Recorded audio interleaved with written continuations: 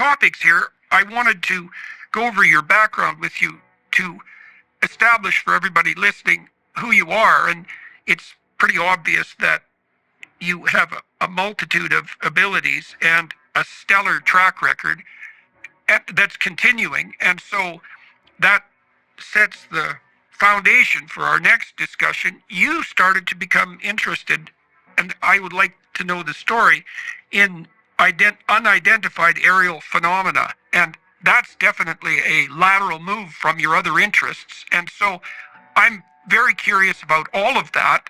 I guess what I'd like to start with is why the interest, and why take the risk to pursue it as well, because you have a lot to lose, let's say, on the reputational front. And it's clear you're a very creative person, so I'm sure your interests go everywhere. But tell us how it is that you became interested in this and why you decided to pursue it with some degree of seriousness. That was such a powerful question. From Jordan Peterson, he's basically saying, you had everything to lose, so why step into something so controversial? And that's what makes Garry Nolan's story so fascinating. A top-tier scientist choosing curiosity over comfort and truth over reputation. Most people in mainstream science would never dare to step into the unknown, like that total respect for him. Now let's see how Garry Nolan responds to this question. So, there's a couple of origin stories to it, but I think the easiest to start with is with the Atacama mummy, right? The small mummy that people had been promoting as being an alien, right? The mummy that was found in Atacama, Chile. And right, that was a couple of years ago, not too long ago. Oh, actually, it was 12 years. It was. Was it 12 years ago? Yeah, actually, already. Oh, it was a long time ago. That was, and so I had seen it on YouTube. I reached out to the people who were, let's say, marketing it, and I said, "Hey, I can figure this out for you. I can tell you what it is." And so we arranged to get a small piece of the body. A rib. I wanted the rib because I wanted the bone marrow from within the rib, because I felt that would be the place best protected from bacterial contamination. And the long and the short of it was that we showed that it was a human baby. It was probably preterm birth, but that we found a number of mutations in it, in the genome, that could explain what it looked like and why it looked the way it did.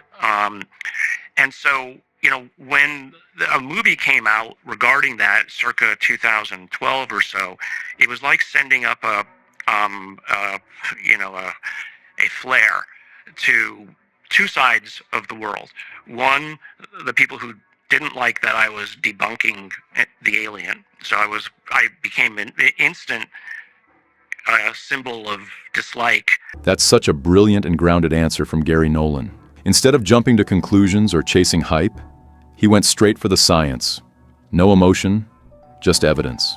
The fact that he personally reached out, studied the sample, and proved it was a human fetus shows how curiosity and logic can cut through sensationalism.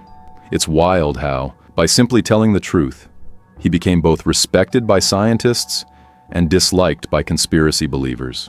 That's the price of real honesty in science. For the UFO community, which is interesting, paradoxically these days. But then it also was a flare to scientists, as it turned out, as well, the intelligence community, that here's a guy willing to look at things and just call them as he sees it. And so that led, as it turned out, to somebody representing the CIA and an aerospace company showing up at my office at Stanford, literally unannounced, showed me their credentials and said, "We need your help looking at patients who had harm done to them." And I was like, "Well, what kind of harm?" And then they laid out the data, literally like MRIs and X-rays of internal scarring of Are these people who reported abductions? No. Sorry. Okay. I'm off on a wrong tangent. These are intelligence agents, diplomatic corps, military personnel, etc. All who'd had said that they were hearing buzzing in their ears, or and then a small subset of them said that they'd been in proximity to things that you would call a UFO.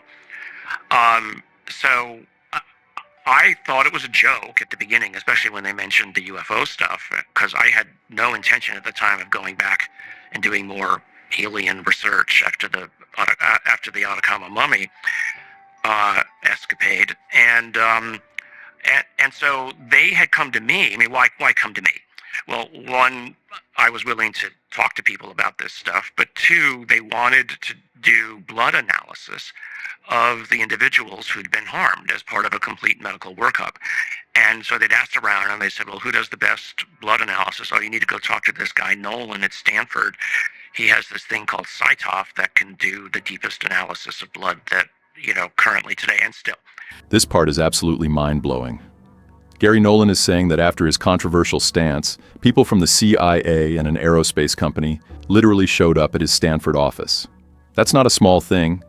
It means his credibility and open-mindedness actually caught the attention of top intelligence agencies. And now they're bringing him real medical data of people who've been physically affected by something unexplained. But, in the 3 years... Okay, so let me get this straight. So you had someone from the CIA show up to your office, and he had a list of people who had medical problems. Mm-hmm. And some of those medical problems were a consequence of people coming into contact with what? Technology that is mysterious? Is that the right way of thinking about it? Yeah, well, they didn't know what the source of it is, but now we know that it was basically, it's an energy weapon, just a microwave weapon. Just imagine you could focus the beam of your microwave in a very narrow path towards a person's head. You'll bake the brain cells in their head. So, there's nothing magical about it. We have them. Everybody knows that these things exist. At the time, when we were working on it, we were calling it interference syndrome. You call something a syndrome when you don't know the exact cause, but it can have a variety of manifestations. And so what we had done was we had matched the symptoms to what are called the International Diagnostic Codes, so that we had the ability to say, oh, it's this, and it's this, and it's this. And if you have 10 of 15 of these, you have interference syndrome.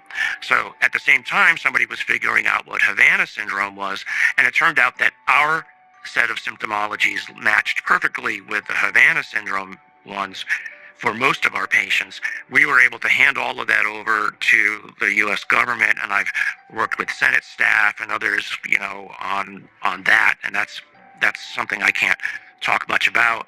But what remained, and this is what's good about how science is done, once you've characterized something and you find it uninteresting, not that it's uninteresting that these patients are being harmed, but I could hand it off to somebody else who would then take care of it as a national security concern.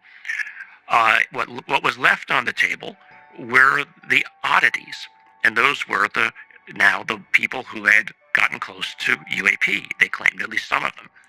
And they had, as it turned out, slightly different symptomologies. This is getting wild. Garry Nolan just revealed that his early research actually connected him to the first Havana syndrome patients. That's not just some random UFO talk. That's real government-level stuff. And the fact that CIA representatives personally came to his Stanford office with classified medical data, that's next level.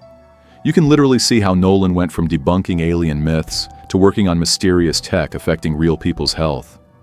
This is where science meets secrecy. What do you think? Let me know in the comments section.